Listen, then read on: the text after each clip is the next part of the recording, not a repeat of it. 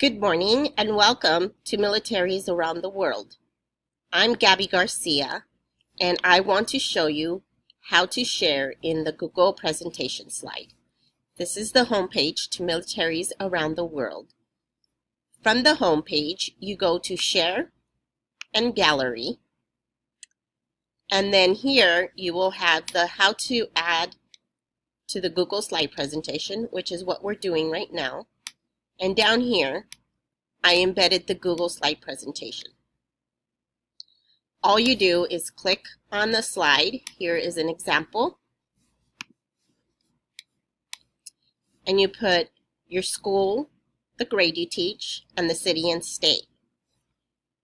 Here you may add images of your students' drawings, of your students working on their research, drawings, or collaborating with others on this project. If your school policy does not allow images or photos, you may have your students write information here instead. For example, are male and females allowed to serve? How old do you have to be to serve? What branches of military does your country have?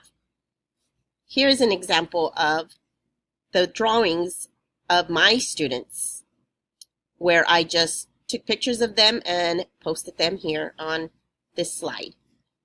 I would like you to use up to 2 slides. If you need more, feel free to use them.